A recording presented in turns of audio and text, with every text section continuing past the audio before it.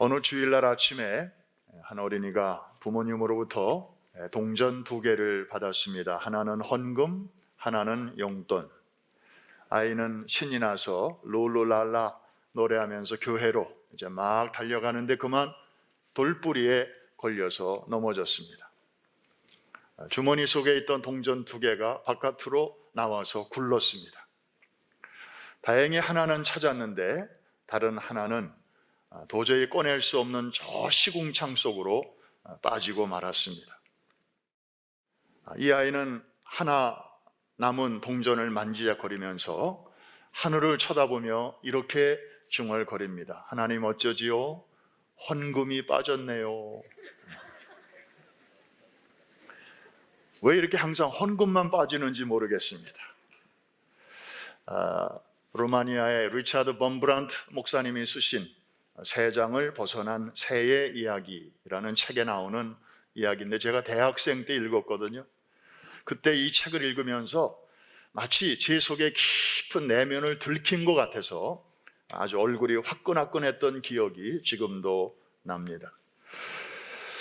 마치 현대 그리스도인들의 그 자기중심적인 신앙을 좀 이렇게 꼬집는 그런 이야기처럼 느껴졌습니다. 오늘은 창세기 14장을 우리가 공부할 차례인데 특별히 성경적인 물질관, 어떻게 물질 관리를 해야 하는가, 이런 주제가 되겠습니다. 잘 들어두시면 이 어려운 코로나 시대를 우리가 믿음으로 오히려 잘 뚫고 나갈 수 있는 하늘의 지혜를 얻게 될 것입니다. 자, 우리 지난 시간에 공부한 내용 잠깐 더듬어 보면 이제 이집트에서 아브라함 일가가 돌아온 후에 재산이 불어나면서 아브라함 가족들과 롯의 가족들 사이에 이제 갈등이 생겼습니다. 이때 아브라함은 손이 사람임에도 불구하고 기꺼이 조카에게 선택권을 양보하면서까지 불신자들 앞에서 믿는 자들끼리 서로 싸우는 모습을 보여주고 싶지 않았던 것이죠. 자, 그리고 나서 이제 두 사람은 갈라서게 됩니다. 그 전까지는 같이 이렇게 살았었는데 그 아브라함의 길과 롯의 길이 시간이 흐르면서 아주 극명하게 대조적인 길을 가는 것을 우리는 이제 보게 됩니다. 아브라함 인생이 플러스 인생 쪽으로 가고 있다면 롯의 인생은 아무리 애를 쓰지만 마이너스 인생 쪽으로 가고 있었습니다. 그 롯에게 첫 번째로 일어난 마이너스 사건이 바로 오늘 본문에 소개되고 있습니다. 지도를 한번 보시면 도움이 되겠습니다. 어느 날 저 북쪽에 메소포타미아 쪽에 있는 아주 강대한 부족 4나라가 연합해가지고 가나안 땅을 쳐들어온 것입니다. 그 오른쪽에 보시면 이 왕의 대로를 따라서 이제 지금의 요르단 땅이죠. 그 땅을 통해서 저 사해가 있는 이스라엘의 남쪽으로 쳐들어온 것입니다. 그 쳐들어온 이유는 그 사해 근처에 저 빨간색의 동그라미가 5개가 있는데 보이시나 모르겠습니다. 거기에 소돔과 고모라가 포함되어 있는데 이 지역 사람들이 이제 이 동북부 메소포타미아 쪽에 있는 그 강대국에게 매년 조공을 바쳐왔는데 그때 마침 저 지역에 아주 극심한 가뭄이 찾아오면서 뭐 드릴 게 없었습니다. 그러다 보니까 이제 반역을 우리 이제 더 이상 드릴 게 없어, 알아서 하시오, 뭐 이렇게 이제 나갔더니 북쪽에 있는 이 세력들이 그래 드릴 거 없으면 니들 집에 있는 식구들이랑 또 니들이 갖고 있는 재물이라도 내놔라. 그래서 그걸 뺏으러 이제 내려온 것입니다. 저들이 쭉 내려와서 이 서남쪽에 홍해 근처까지 갔다가 거기서 다시 이제 북쪽으로 올라가면서 사해 바로 밑에 있는 저 굵은색 빨간 동그라미가 보이죠? 그 시딤 골짜기인데 거기서 그 사해 근처에 사는 남부 5개 도시 연합군과 큰 싸움이 붙었습니다. 워낙 강대하다 보니까 이제 패하게 되었습니다. 그래서 소돔성이 이제 멸망을 당하게 되고 롯이 사로잡히게 되고 재산도 다 빼앗겼습니다. 그래서 그들은 다시 이제 북쪽으로 올라가는데 사해 왼쪽에서 시작되는 저 중앙 능선을 따라서 소위 족장들의 길을 따라 저 위에 다메섹이 있는 쪽으로 이제 올라가게 되었습니다. 자, 이 소식을 누군가를 통해서 전달받은 아브라함은 어떻게 했나요? 즉시 이제 군대를 조직해가지고 쫓아갑니다. 사실 아브라함은 지금까지 전쟁을 해본 적이 없는 그냥 민간인이에요. 그렇잖아요. 아브라함이 무슨 여호수아 같은 장군입니까? 갈렙과 같은 무슨 용사입니까? 아니에요. 아브라함은 그 전에도 그 이후에도 이렇게 싸움을 해본 적이 없어요. 집에서 일하는 사람 318명을 데리고 갔다고 했는데 이 사람들은 일꾼이지 군인이 아니에요. 그러니까 완전히 민간인들을 이끌고 이제 140마일이나 되는 먼 거리를 올라가서 전쟁에 능한 이 북부 연합군들에게 지금 도전을 하고 있는 것입니다. 싸움을 걸고 있는 것입니다. 뺏어간 거 내놓으라고. 이거는 그야말로 계란으로 바위치기였습니다. 잘못하면 엄청난 재산 피해 그리고 인명 피해를 각오해야 하는 일이었고 어쩌면 자신의 생명까지도 위태로울 수 있는 그런 모험이었습니다. 그런데 이상하게도 아브라함은요, 생명을 건지는 일에는 주판알을 튕기지 않았습니다. 계산을 앞세우지 않고 주저하지 않고 지금 나선 것입니다. 자, 이 아브라함이 그냥 민간인 신분으로 정말 이 골리앗 같은 북부의 5개 연합군 앞에 싸우러 나갔을 때 정말 그의 든든한 백이 되어주시는 하나님이 도우셨습니다. 그에게 용기와 지혜를 주셨어요. 성경에 보니까 그냥 살짝 이렇게 언급하고 지나가는데 밤에 공격을 했어요. 그러니까 야간 공격을 한 거예요. 낮에 싸우면 이게 게임이 안 되니까 다 잠자는 시간에 기습작전을 해서 적의 심장부를 공격을 합니다. 자중질환이 일어났습니다. 결국에 롯을 구출하고 빼앗겼던 모든 재물들을 되찾았습니다. 적은 대패하고 자기들끼리 막 찌르고 그러면서 소수의 인원이 살아남아서 지금의 이라크 지역, 자기들이 왔던 지역으로 도망가고 말았던 것입니다. 여러분, 이 사건은 금방 가나안 온 땅에 퍼졌습니다. 하루아침에 아브라함은 국제전쟁에서 승리자가 되었습니다. 지금까지는 그냥 외국인으로 그냥 얹혀 사는 사람으로 살았는데 이제 아브라함은 당당하게 아무도 무시할 수 없는 가나안의 영웅이자 셀레브리티, 유명인사가 되었던 것입니다.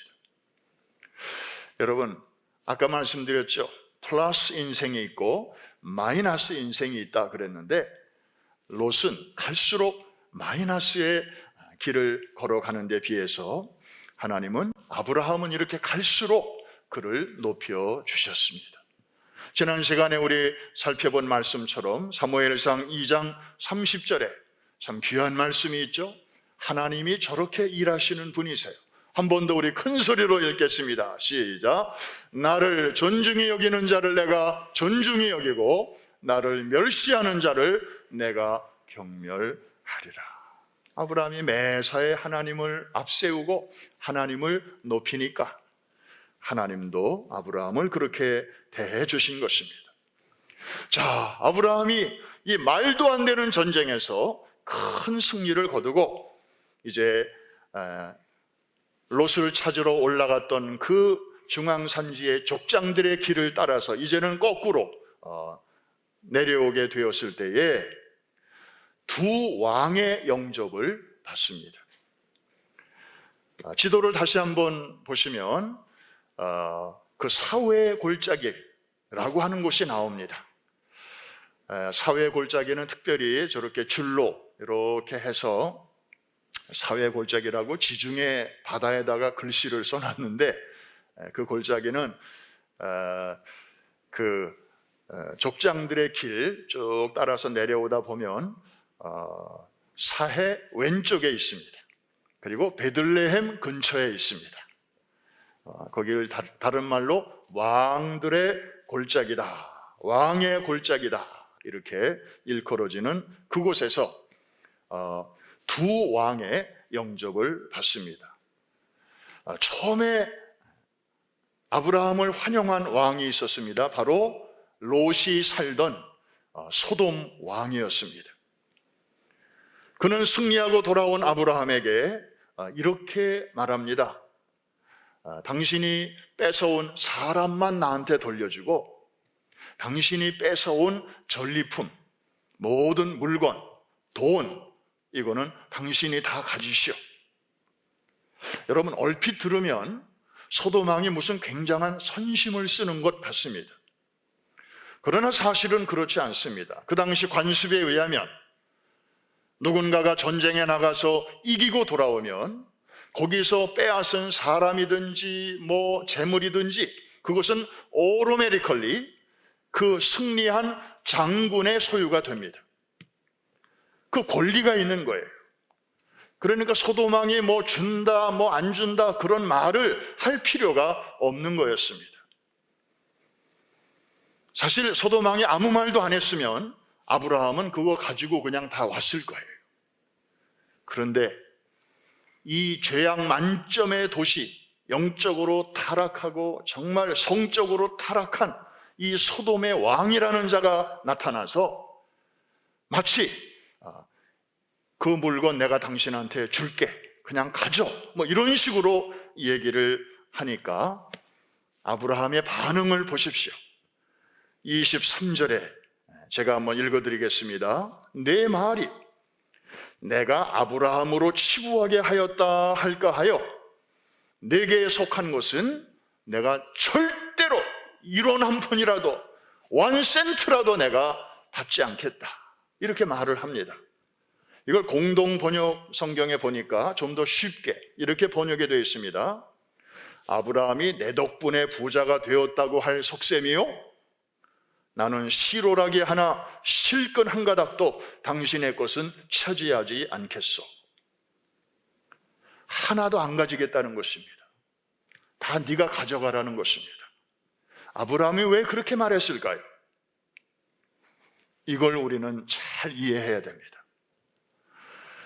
아브라함은 자기가 승리를 얻고 이 재물을 되찾은 것이 자기가 잘해서도 아니고 소돔 왕의 어떤 통큰 선심 때문도 아니고 전적으로 하나님이 축복해 주셨기 때문이라는 것을 주변 사람들에게 분명하게 알리고 싶었습니다.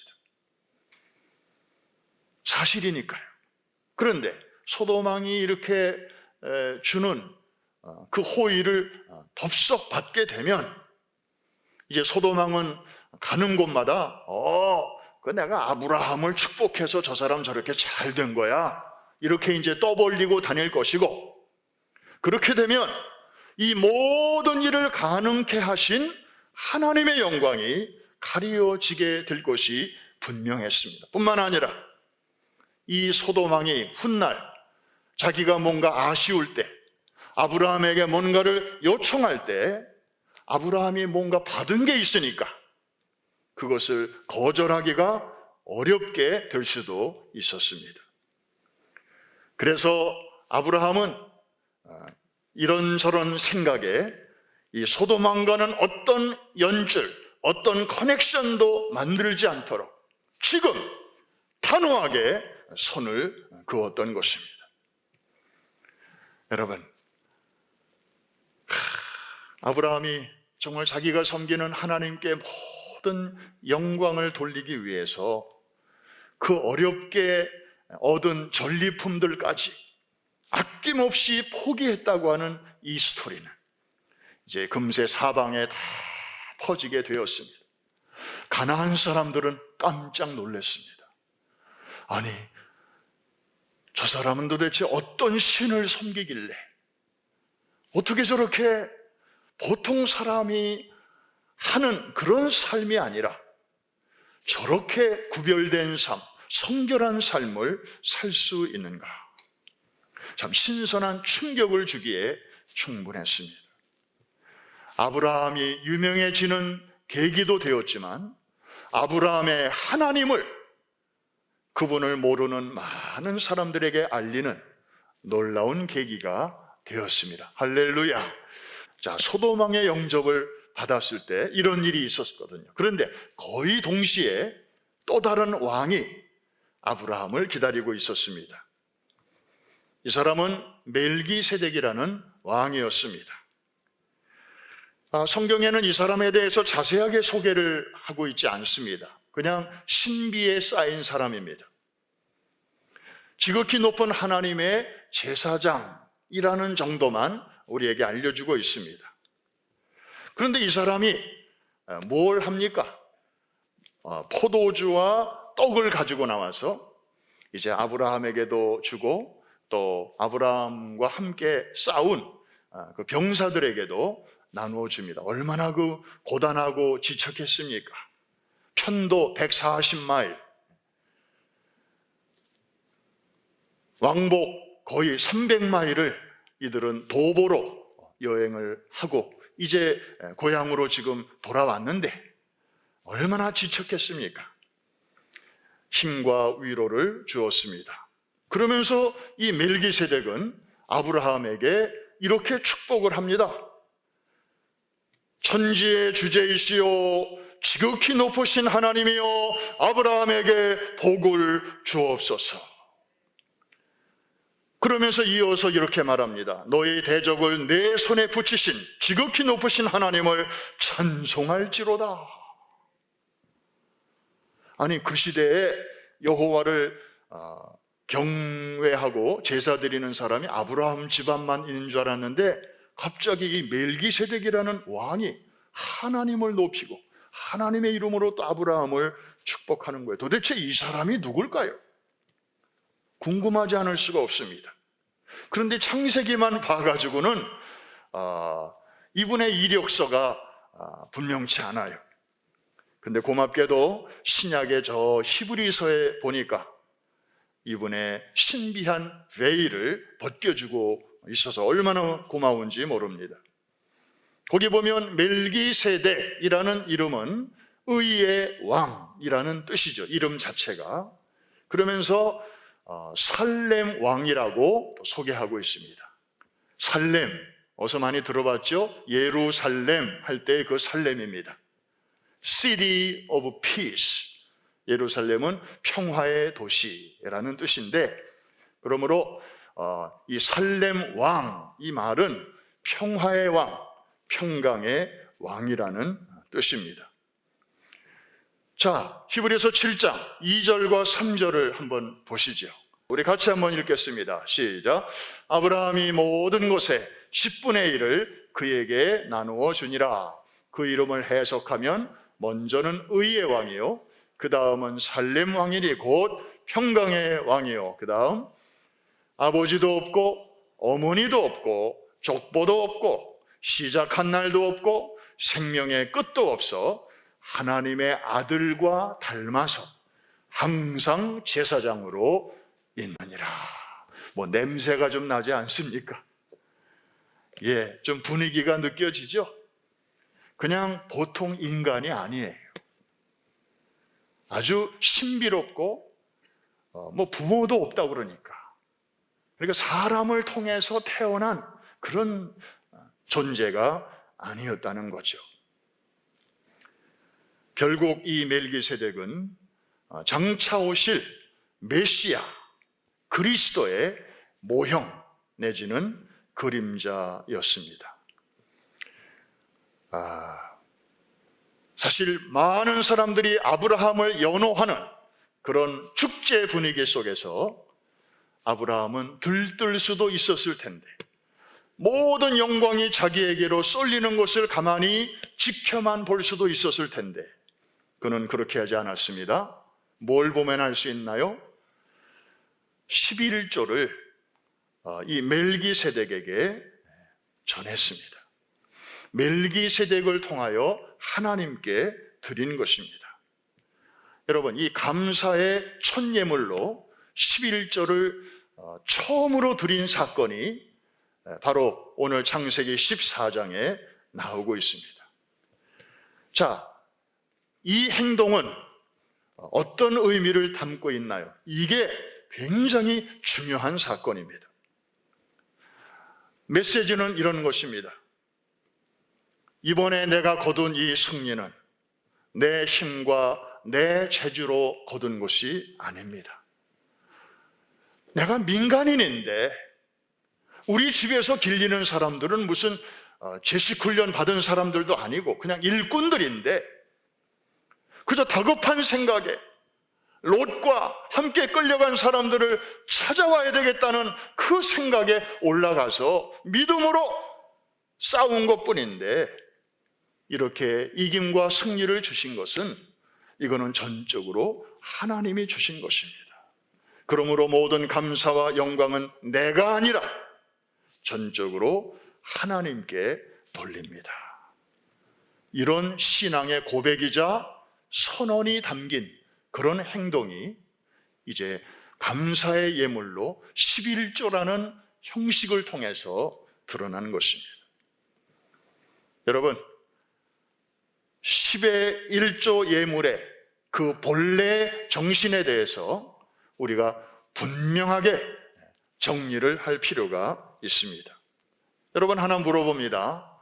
아브라함이 이때 이 멜기세덱에게 11조를 드릴 때 어떤 의무감에서 드렸나요? 그런 분위기를 느낄 수 있나요? 저는 앞에서도 읽어보고 뒤에서도 읽어봤는데 전혀 그런 걸 느낄 수가 없었어요. 왜냐하면 그 주변에서 아브라함 뭐해? 11조 드려야지, 이렇게 일러주는 사람도 없었어요. 그냥 자발적으로 드린 것이에요. 그분이 정말 그 장차 오실 메시아의 그림자라고 하는 것을 아브라함은 아마 마음으로 느꼈던 것 같아요. 그래서 하나님께, 보이지 않는 하나님이 자기 앞에 이렇게 제사장의 모습으로 나타나셨기 때문에 감사의 예물로 드린 것입니다. 또 하나 묻습니다. 아브라함이 이 11조를 드릴 때 어떤 기대감을 가지고 드렸나요? 이 예물을 저 양반한테 주면 앞으로도 또 전쟁이 일어날 때마다 하나님이 그때도 나를 잘 지켜주실 거야. 왜? 내가 이번에 투자했으니까. 뭐 이런 투자 심리나 기대감으로 아브라함이 이 예물을 드렸나요? 여러분, 창세기를 집에 가서 잘 다시 한번 읽어보십시오. 앞의 일을 계산하고 염두에 두고 기대하고 드린 게 전혀 아니었습니다. 이미 되어진 일, 여기까지 인도하신 하나님의 은혜, 그게 너무 감사하고 고마워서 순수한 마음으로 드린 것입니다. 이해가 되시면 아멘 하십시다. 이게 10의 1조의 첫 번째 모습이었어요. 우리도 마찬가지 아닙니까? 여러분은 11조를 드릴 때 어떤 마음으로 드리십니까? 아마 대부분의 성도들이 이 창세기 14장에 나오는 아브라함의 심정으로 드리고 계시는 것으로 제가 생각합니다. 우리는 보통 이런 마음을 가지고 드립니다. 하나님, 아이고, 이 세상에 나올 때 우리 뻘고숭이로 나왔는데 이렇게 일터를 주시고 또 건강과 지혜를 주셔서 이 어려운 코로나 팬데믹 시대 속에서도 또 일할 수 있는 직장도 주시고 또 일터도 주시고 열심히 일하게 하시고 그 결과 이번 달에도 요만큼의 소득을 얻게 해 주시니 감사를 드립니다. 이 모든 것이 하나님께로부터 왔으니 하나님께로 또 감사의 마음으로 돌려드립니다 하는 표시로 우리가 드리는 것이 10의 1조입니다. 의무감이나 기대감으로 드리면 벌써 순수함이 사라지는 것입니다. 다만 이 모든 일을 가능케 하신 하나님께 우리 마음 깊은 곳에서부터 우러나오는 감사와 기쁨으로 드릴 때 하나님이 기뻐하시고 또 마음껏 축복해 주시는 줄로 믿습니다. 우리는 아브라함이 그 옛날 시대의 사람임에도 불구하고 물질 관리를 적어도 3가지 면에서 아주 정확하게 잘했구나 하는 것을 이제 깨닫게 됩니다. 첫 번째는 빼앗긴 롯을 구원하기 위해서는 자기가 가진 것을 아끼지 않았다는 사실입니다. 인적 자원 투자했고 물적 자원 아끼지 않았습니다. 과감하게 쏟았습니다. 그래서 생명을 건져 왔습니다. 두 번째, 말도 안 되는 전투에서 승리를 주신 하나님께 그는 말로만이 아니라 마음으로만이 아니라 이제 예물로 하나님 앞에 드렸는데 그것이 바로 10의 1조였습니다. 그는 아주 기쁨으로 드렸던 것입니다. 세 번째, 소도망이 나타나가지고 자기가 마치 선심이라도 쓰는 것처럼 이거 내가 주는 거니까 받아 이렇게 나올 때에 아브라함은 그런 말 안 해도 당연히 자기 거지만 그가 그런 말을 해놓고 돌아다니면서 내가 아브라함을 부자 되게 만들어서 이런 빌미를 주지 않기 위해서라도 그 재물을 거절을 했다는 사실입니다. 하나님의 명예에 손상이 갈까봐, 그리고 자신의 영적 순결에 먹칠이 될까봐, 그리고 사단에게는, 저 어둠의 세력에게는 자기의 이름을 내는 그런 빌미를 제공할까봐 아브라함은 단호하게 그런 제안에 대해서는 NO! 하고 선을 그었던 것입니다. 사랑하는 성도 여러분, 오늘 우리는 이 아브라함의 물질관을 통해서 우리도 적어도 3가지를 분명히 배울 수 있습니다. 하나는 생명을 건지는 일을 위해서는 과감하게 여러분의 가진 것을 기꺼이 투자하게 되시기를 주의 이름으로 축원합니다. 세상에 생명보다도 귀한 게 어디 있겠습니까? 요즘 물건 하나 사더라도 가성비 따지고 그러지 않습니까? 여러분, 가성비 중에 그저 조금 투자해서 정말 죽어가는 생명을 건질 수 있다면 그거보다 더 탁월한 가성비가 또 어디 있겠습니까? 또한 하나님께 드려야 할 그런 물질은 우리가 억지로나 혹은 의무감이 아니라 정말 기쁨으로 감사한 마음으로 드릴 수 있기를 주의 이름으로 축원합니다. 여러분, 우리가 천국 가면 하고 싶어도 못하는 일들이 참 많을 것 같아요. 그죠? 우리가 414 선교 열심히 하고 있지만 천국에 가서도 414 할까요, 우리가? 그거 필요한가요? 네, 천국 가면 아마 소용없을 거예요. 하고 싶어도 그냥 야 아서라 그냥 됐다 그러실 거 하나님이. 제가 여기서 설교를 하지만 천국까지 가서 설교할까요? 한 주는 원로 목사님 설교하시고 그 다음 주는 담임 목사 설교하면 그렇게 할까요? 천국 가면 설교 필요 없어요. 무슨 설교예요? 천국 가면 헌금 하나요? 지상에서나 하는 거예요.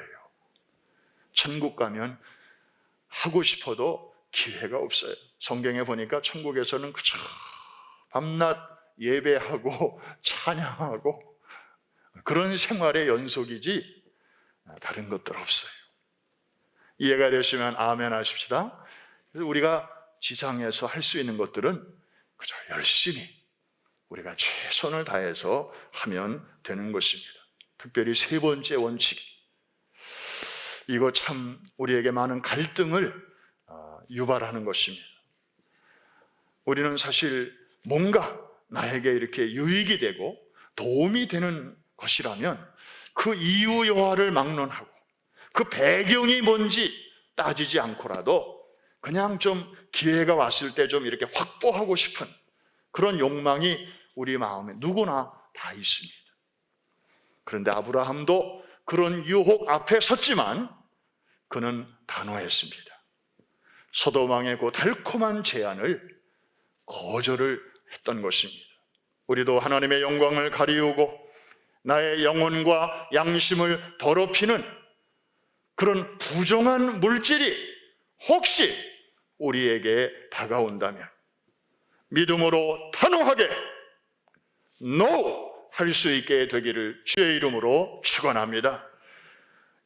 이것이 바로 아브라함의 물질관이었고 하나님께서는 그런 아브라함의 삶을 갈수록 플러스 인생으로 이렇게 인도해 주시고 또 높여 주시고 또 축복해 주셨습니다. 할렐루야. 이제 말씀을 마칩니다. 1985년도에 리처드 포스터라는 분이 책을 한 권 썼는데 바로 저 책입니다. 우리말로도 번역이 돼서 나왔는데 돈, 섹스, 권력 이렇게 번역이 되었습니다. 당시 굉장히 많이 팔렸습니다. 그런데 저자는 저 책에서 그동안 우리가 잘 들어보지 못하던 놀라운 말을 꺼냅니다. 돈의 배후에 영적인 세력이 도사리고 있다는 것입니다. 돈이 영적이다 이 말입니다. 그 당시 이런 말은 아무도 들어본 적이 없습니다. 돈은 돈이고 재물은 재물이지 그게 무슨 영적인 거하고는 차원이 다르지. 다들 그렇게 생각하고 있었을 때에 그래서 저 책은 충격이었습니다. 그런데 여러분 사실은 저 리처드 포스터가 저 책에서 그 말을 하기 훨씬 이전에 그 말씀을 하신 분이 계시죠. 바로 우리 주님이십니다. 마태복음 6장 24절에서 이런 말씀을 하셨습니다. 한 사람이 두 주인을 섬기지 못할 것이니 혹 이를 미워하고 저를 사랑하거나 혹 이를 중히 여기고 저를 경히 여김이라. 너희가 하나님과 재물을 겸하여 섬기지 못하느니라. 자, 우리말 성경에는 하나님과 재물 이렇게 되어 있는데 원어 성경, 즉 헬라어 원문을 보면 하나님과 맘몬을 겸하여 섬길 수 없다 이렇게 되어 있습니다. 여러분 맘몬 뭡니까? 맘모니즘 물질이죠. 그런데 이 맘몬은요 신의 이름입니다. 영적인 존재예요. 주님의 말씀은 무엇입니까? 하늘에 태양이 두 개가 있을 수 없듯이 유일하신 참 하나님을 섬기는 자가 맘몬을 겸하여 섬길 수 없다. 섬겨서도 안 된다. 바로 그런 말씀입니다. 우리는 사실 돈, 물질을 그냥 물질로만 봅니다. 그런데 주님은요 그 본질을 꿰뚫어 보고 계셨습니다.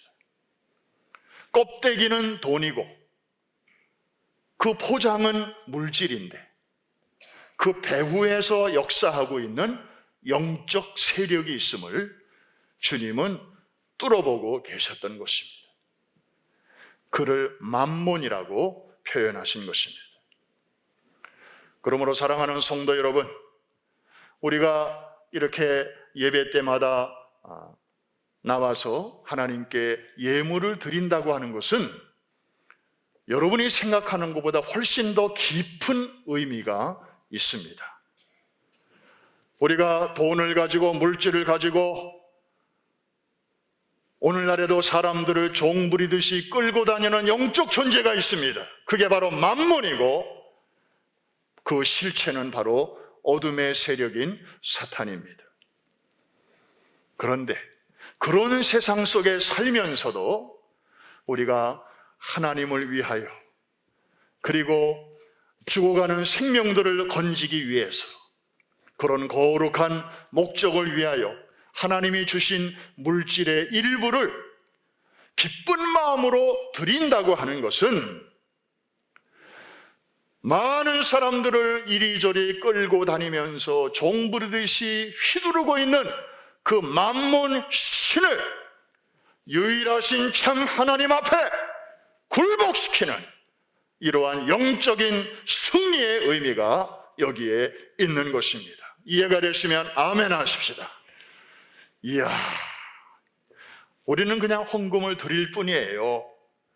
또 어려운 사람들을 위하여 우리의 마음을 전할 뿐이에요. 그런데 영적 세계에서는 그런 우리의 행동을 통해서 정말 영적 싸움이 벌어지면서 만몬신을 하나님 앞에 굴종시키고 굴복시키는, 그래서 유일하신 참 하나님을 하나님 되시게 만드는 이러한 놀라운 역사가 일어나고 있다는 사실을 여러분이 꼭 기억하게 되시기를 주의 이름으로 축복합니다. 코로나 팬데믹은 우리를 여러 가지로 어렵게 했습니다. 지금도 그 여파가 계속되고 있습니다. 가정마다, 비즈니스마다 참 환란의 터널을 지금까지 통과하고 계시고요. 또 전 세계 모든 교회들도 또 선교지마다 이제 물질적인 부족으로 많은 차질을 빚어온 것도 사실입니다. 그러나 여러분, 그렇다고 해서 우리가 죽을 정도로 그냥 물질이 없어서 고생하는 사람, 사실 우리 주변에 이렇게 보면 간혹 있지만 또 이래저래 하나님이 대통령을 통해서도 뭘 보내주시고 또 하여튼 여기저기서 이렇게 흘러 들어오는 것들이 있어서 그런 대로 또 다들 그냥 먹고 입고 또 쓰고, 요즘은 가끔 식구들하고 이제 밖에 나가서 식사도 좀 하고 좀 그러시는 것 같아요. 그리고 이제 점점 우리의 삶이 새로운 일상으로 지금 돌아오고 있습니다. 자, 이런 업앤다운의 경험을 통해서 우리는 물질의 의미가 무엇인가? 정말 돈이라고 하는 것은 이건 우리의 삶에 있어서 없어서는 아니 되는 것인데, 정말 이거를 우리가 어떻게 봐야 할 것인가? 있다가도 그냥 하루아침에 없어지고, 또 없다가도 또 어떻게 또 이렇게 생기고, 그러면서 인생 짧은데 지금까지 내가 이런 물질관을 가지고 살았는데 과연 이대로 임종의 자리에까지 가도 나는 하나님 앞에서 괜찮은가? 나의 물질관은 과연 건강한가? 코로나 팬데믹은 우리에게 이런 질문 앞에 우리 모두를 서게 만들었습니다. 결론입니다. 하나님의 뜻은 이렇습니다. 하나님은 우리가 물질에 끌려다니는 노예로 살기를 기뻐하시지 않습니다. 오히려 모든 물질을 지배하고 관리하는 청지기의 삶을 우리에게 부탁하셨습니다.